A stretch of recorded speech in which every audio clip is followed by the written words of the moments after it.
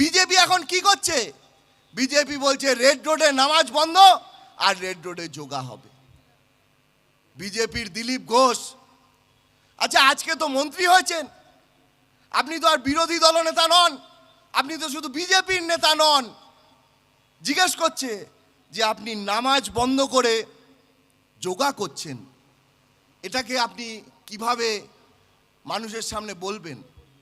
মন্ত্রী বলছে এটা সরকারের মন্ত্রী।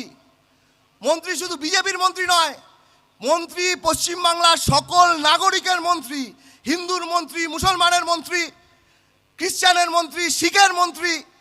সে বলছে যে ওদের তো অনেক হয়েছে, 107 বছর ধরে এইসব করছে, নামাজ যদি পড়তে হয় পাকিস্তানে গিয়ে পড়ুক, নামাজ যদি পড়তে হয় বাংলাদেশে গিয়ে পড়ুক, এখানে ওসব চলবে না, এসব চলবে না বলেই আমরা জিতেছি।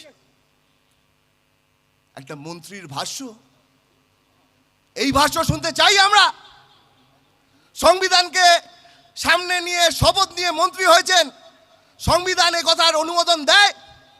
সংবিধানে বড় বড় করে লেখা ভারতবর্ষ একটি ধর্মনিরপেক্ষ রাষ্ট্র, আর সেই ধর্মনিরপেক্ষ রাষ্ট্র ভারতবর্ষ, তার একটা রাজ্যের মন্ত্রী হয়ে আপনি এই কথা বলছেন। কালকে যদি আমরা সুপ্রিম কোর্টে আপনার এই বয়ান নিয়ে যাই, 6 বার ঢোক গিলতে হবে, এ কথা সুপ্রিম কোর্টে আপনি বলতে পারবেন না। কিন্তু ভাবনাগুলো এই জায়গায়, ভাবনাগুলো এই জায়গায়। আজকের যারা সমাবেশ করছে তারা গত 1.5 মাস আগে বিধানসভা নির্বাচনে জয়যুক্ত হয়নি। আমরা পরাজিত হয়েও এই সমাবেশ করতে পারি। আর যারা জয়যুক্ত হয়েছে, যারা জিতেছে, তারা কোথায় আজকে? যাকে জিতিয়েছেন তাকে হারোয়ায় তারপরে দেখতে পেয়েছেন? আমরা তো মাঝে মাঝে গল্পের ছলে বলি যে এই এক প্রতিকূর আর মাতিন সাহেব, এই দুজন তৃণমূলে গেল আর তৃণমূলও হেরে গেল, এদের আর জয় হলো না।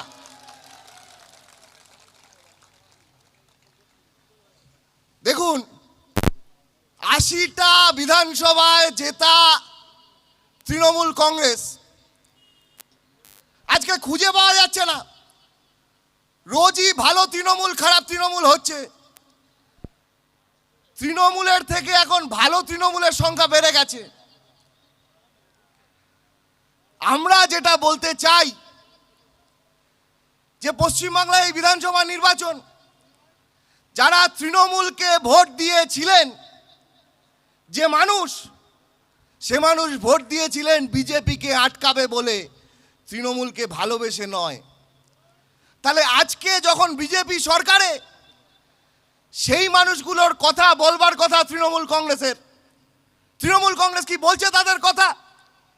1 মাসের মধ্যে দলটা একেবারে উধাও হয়ে গেল, উবে গেল কর্পূরের মতন। মানুষের সাথে বিশ্বাসঘাতকতা করলো কিনা বলুন?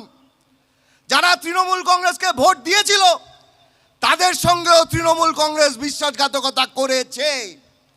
আর অন্যদিকে দাঁড়িয়ে বিজেপি সরকারে এসছে, বিজেপিকে যারা ভোট দিয়েছেন তারা এজন্য ভোট দেননি কারণ মমতা বন্দ্যোপাধ্যায়ের বয়স হয়ে যাচ্ছে। তারা এজন্য ভোট দেননি যে অভিষেক বন্দ্যোপাধ্যায়ের ওজন কমে যাচ্ছে। তারা এই জন্য বিজেপিকে ভোট দিয়েছিল কারণ তৃণমূল কংগ্রেসের দুর্নীতির থেকে তারা পরিত্রাণ চেয়েছিল। তাহলে যারা বিজেপিকে ভোট দিয়েছে তারা আজকে দেখছে যে তৃণমূলের দুর্নীতির থেকে তারা পরিত্রাণ চেয়েছিল, সেই তৃণমূলই ভালো তৃণমূল হয়ে এই মাতিন সাহেবদের মতন সোজা বিজেপির কোলে গিয়ে উঠছে। বিজেপিও পশ্চিমবাংলার মানুষের সাথে বিশ্বাসঘাতকতা করেছে। আমাদের মাঝে মাঝে টিভিতে যেতে হয়, শতরূপ আসছে, ওকে তো আরও বেশি যেতে হয়। তো একদিন টিভির একটা আলোচনায় আমাকে একজন বলছে যে দেখো তোমরা এত কথা বলছো, কিন্তু এই যে ভালো তৃণমূল যখন তৃণমূল ছেড়ে চলে গেছে, তারপরেও তো তৃণমূলে 20 জন আর তোমরা তো মাত্র 1 জন। এনসিপিআই এর নামক একটা দলে যখন তৃণমূল কংগ্রেসের 20 জন সাংসদ পৌঁছে গেছে, তারপরেও তো তৃণমূলে মমতা বন্দ্যোপাধ্যায়ের সঙ্গে 8 জন আছে, তোমাদের তো একজনও সাংসদ নেই। আমি বললাম হ্যাঁ ঠিক তাই। 80 জন বিধায়ক থাকার পরেও যখন তার মধ্যে 60 জনকে চলে যেতে হয়, তখন ওই একজন বিধায়ক লাল ঝান্ডা নিয়ে যে লড়ছে, সে কেন শির দ্বারা টান টান করে বিধানসভায় গরিব মানুষের কথা বলতে পারে, সেই নিয়ে আপনারা ঘণ্টাখানেক সুমন করুন। লাল ঝান্ডা বিক্রি হয় না, মানুষের দাবি নিয়ে লড়াই করতে হবে। আজকে বিজেপি সরকারে এসছে, বিজেপি সরকারে আসার আগে শুভেন্দু অধিকারী মুখ্যমন্ত্রী হয়েছেন, বিরোধী দলে যখন ছিলেন কি বলেছিলেন? বলছে আমাদের একবারে সরকারে আনো, গ্যাসের দাম 450 টাকা করে দেব। মায়েরা আছেন সামনে, গ্যাসের দাম কি 450 টাকা হলো? শুভেন্দু অধিকারী কি বললেন মুখ্যমন্ত্রী হওয়ার পরে যে আমরা অমুক মাসের মধ্যে গ্যাসের দাম 450 টাকা করে দেব? বললেন না। আমরা জানতে চেয়েছিলাম, আমরা দেখতে চেয়েছিলাম পরিবর্তন হোক, দুর্নীতি মুক্ত একটা সরকার তৈরি হোক, তৃণমূল সরে যাক। কিন্তু তৃণমূল সরে গিয়ে যে সেই তৃণমূলটাই বিজেপিতে গিয়ে নিজেরা শেল্টার খুঁজবে, আর বিজেপি যারা দুর্নীতির বিরুদ্ধে লড়াই করবে বলে তৃণমূলের বিরুদ্ধে এত কথা বলেছে, সেই বিজেপি তাদের শেল্টার দেবে, মানুষের সাথে বিশ্বাসঘাতকতা হয়েছে। সারা দেশে একটা কথা রয়েছে বিজেপির ব্যাপারে। কথাটা কি? কথাটা হচ্ছে বিজেপি ওয়াশিং মেশিন। বিজেপিতে ময়লা যদি ঢোকে, একেবারে ধুয়ে সেই ময়লা বেরিয়ে আসে পরিষ্কার হয়ে।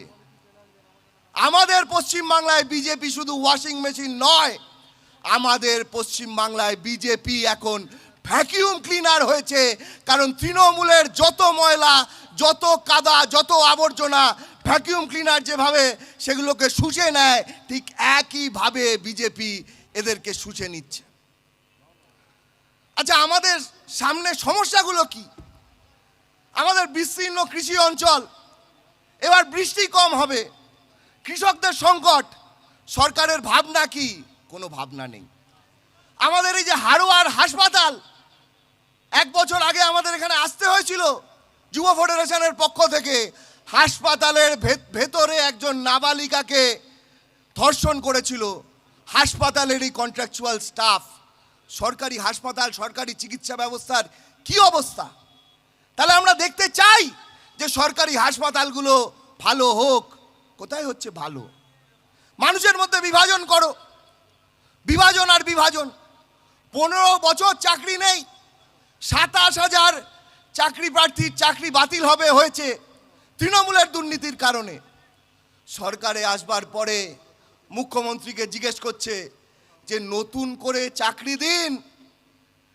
মিউনিসিপ্যালিটিগুলোকে, ব্লকগুলোতে, সরকারি দপ্তরে হাজার হাজার পদ শূন্য, আপনারা চাকরি দেবেন তো? পশ্চিমবাংলার মানুষ চেয়েছে চাকরি।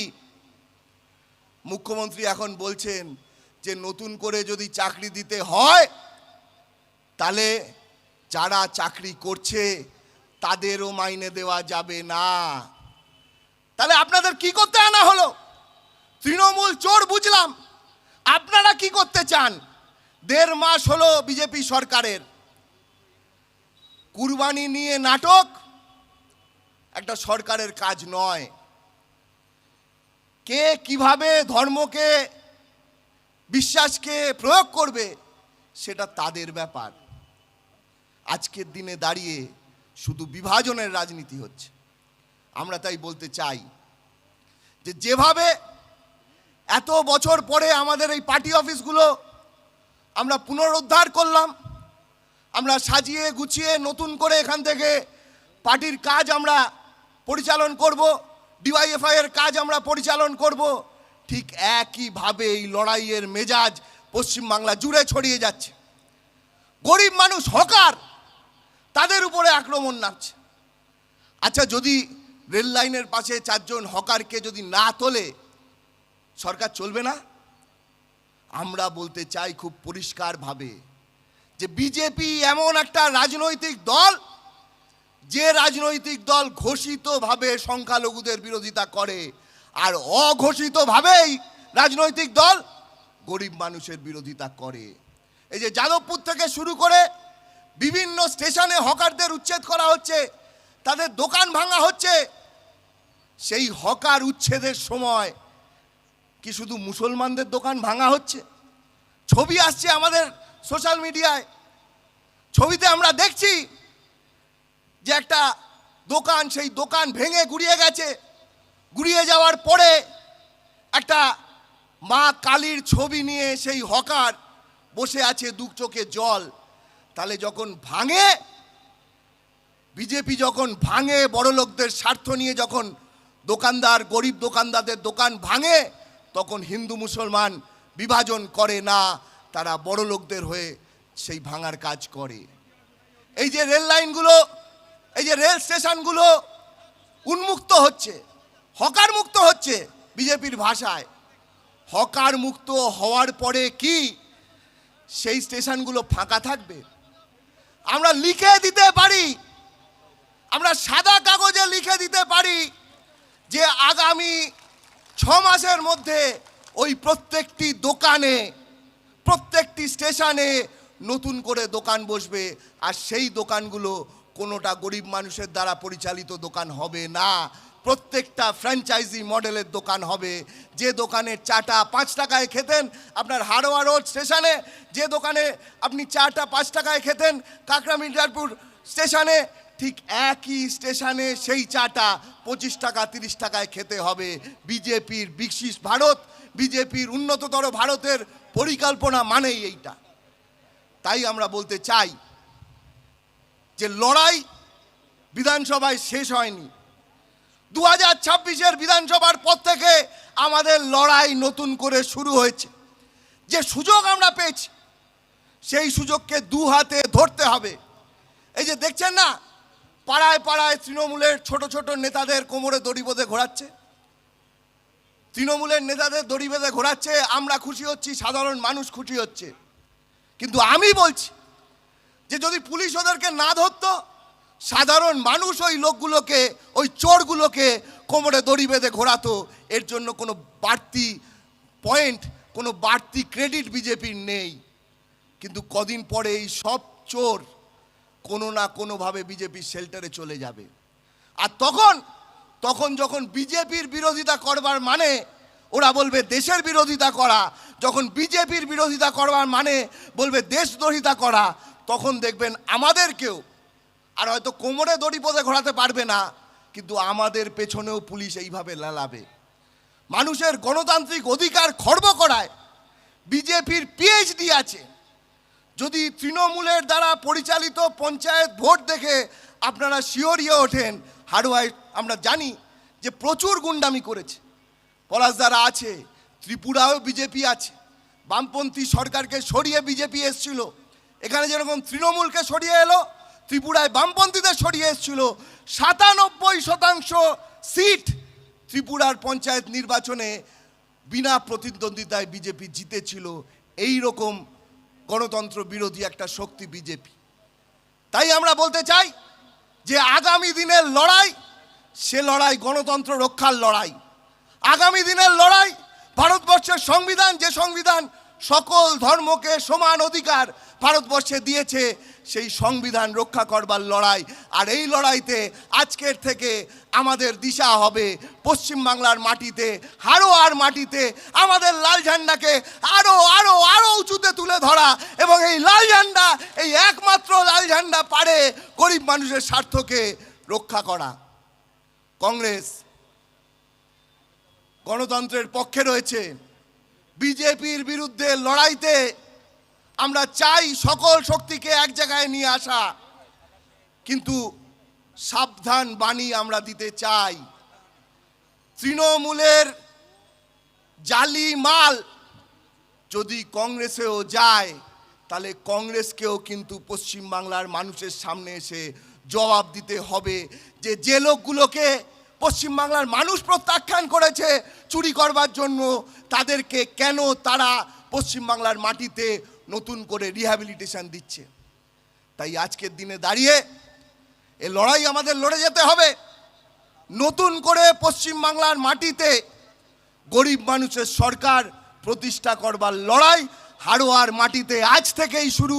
আর এই লড়াইতে আপনাদের সকলকে সঙ্গে নিয়ে আমরা এগিয়ে যাব, এই কথা বলে আপনাদের সকলকে অভিনন্দন জানিয়ে আমার কথা আমি শেষ করলাম।